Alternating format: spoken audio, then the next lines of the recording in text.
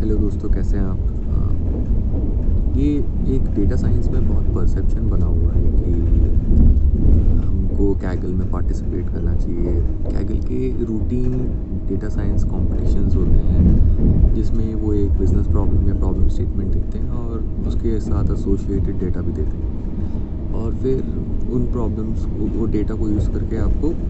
उन प्रॉब्लम्स के solutions basically upload करने होते हैं। जैसे आपको स्क्रिप्ट अपलोड करनी पड़ेगी,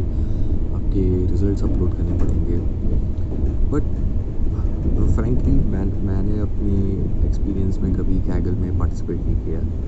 और मैं बहुत सरप्राइज़ हूँ। जब मैंने कुछ इंटरव्यूज़ भी लिए थे डेटा साइंस पोजीशंस के लिए, तो इनको 1 साल 2 साल का एक्सपीरियंस है, वो भी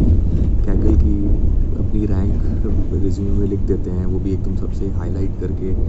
जब उनसे बेसिक क्वेश्चन पूछा जाता है जैसे what is the difference between list and tuple, वो नहीं बता पाते, या फॉर लूप लिखने के लिए बोलते हैं तो वो भी वो नहीं कर पाते। जैसे उन्होंने कैगल में एक्सजी बूस्ट यूज़ किया, पर एक्सजी बूस्ट का बेसिक प्रिंसिपल क्या है और what is the difference between bagging boosting, वो भी नहीं बता पाते। तो कैगल से अगर आप बिगनर हैं तो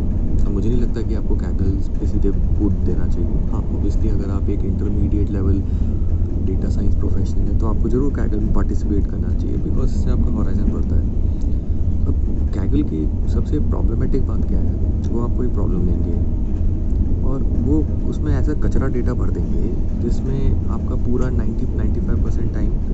उस डेटा को क्लीन करने में निकल जाएगा। और फिर जो सीखने की उसमें बात है, जो डेटा साइंस एल्गोरिदम है या जो डेटा साइंस मॉडल है जिससे आप इनपुट को मॉडल करके आउटपुट के साथ रिलेशनशिप क्रिएट कर रहे हो, उसका पूरा इम्पोर्टेंस डिमिनिश हो जाता है, क्योंकि आपने सारी एनर्जी उसमें वेस्ट कर दी डेटा क्लीनिंग करने में और आपने बहुत कम टाइम स्पेंड किया मॉडल बनाने में या इसको इवैल्यूएट करने में। और एक फ्रैंकली बात बताऊं, एंटरप्राइज़ का डेटा इतना भी बेकार नहीं होता है जितना सब लोग बोलते हैं कि data science is like 90% of the time we have to clean data. जी, ऑब्वियसली डेटा क्लीन करना पड़ता है, इंजीनियर करना पड़ता है, पर उसका मतलब ये नहीं है कि जो कूड़ा डेटा है उसको आप उठा के उसको संवारने लग जाओ। एंटरप्राइज़ डेटा ठीक ठाक आता है, उसमें आपको थोड़ा टाइम स्पेंड करना पड़ता है प्रोफाइल करने के लिए, आउटलायर्स के लिए या डेटा क्लीन अप करने के लिए, पर इतना भी टाइम नहीं होता, इतना भी टाइम इन्वेस्ट नहीं करना पड़ता उसमें। तो कैगल का मेरा यही है कि अगर आप एक बिगनर हैं तो आपके लिए सबसे इम्पॉर्टेंट है कि जो इकोनोमेट्रिक्स में हम सीखते हैं कि भाई जैसे डिमांड सप्लाई में क्या रिलेशन है, या प्राइस इंक्रीज़ करेंगे तो वॉल्यूम कैसे इम्पैक्ट होगी, या डिस्काउंट देंगे तो वॉल्यूम कैसे इम्पैक्ट होगी, सेल्स कैसे इम्पैक्ट होगी, या मान लीजिए कस्टमर के सेगमेंट्स हैं, परसेप्शन पे कैसे हम कस्टमर्स ग्रुप्स क्रिएट करें, या कस्टमर्स की परचेज़ बिहेवियर कैसे प्रोफाइल करें थ्रू रीसेंसी फ्रीक्वेंसी मॉनिटरिंग फ्रेमवर्क्स,